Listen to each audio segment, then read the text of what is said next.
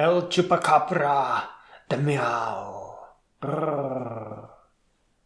A dark creature staring in the wheat, in the distance what seems like a bleat. The sky is growing dim as it shimmy-shammies limb by limb, followed by a little hound named Muzyn. Not a creature with half a good hearing wasn't staring, for I grabbed a chunk of pizza without permission, and boy was I out on a mission.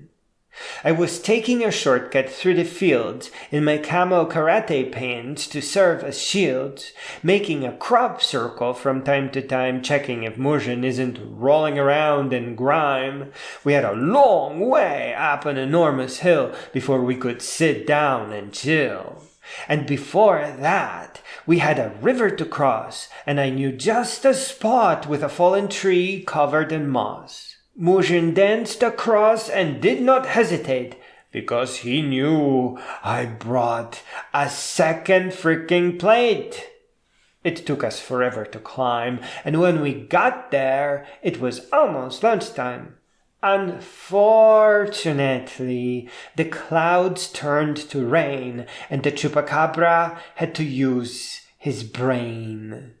We had 2 big trees and a bunch of sticks, so this was going to have to be a quick fix. Muzyn already started digging, so I got to work on the rigging. Yeah, we were going to dig, but the domicile wasn't going to be that big. It was just going to be a creepy shelter up on a hill in the middle of a storm, 'cause we had to grill. With a couple of swift I was able to grab some dry leaves, and I put them in the pockets of my commando vest. Boy, was I really well dressed. Muzyn finished digging most of the hole. It wasn't big, but we were both pretty small.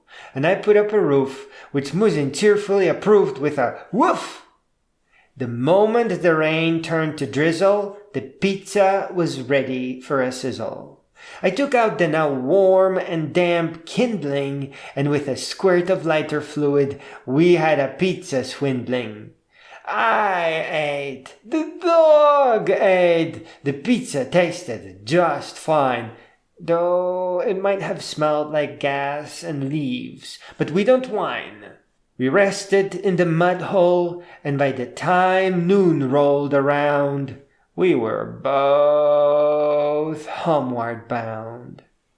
Some short time after that, I overheard a little chat. How what Americans call the Chuppacabra lives up there, and how the whole village is having a meltdown and a scare. Apparently, the creepy little thing dug a house into the ground, and it dug it with claws like those of a snarling hound. I don't want you going up there, my grandma said. It's a wild creature. I don't want you to end up dead. But it was too late. I already stole a long sausage and had an extra paper plate.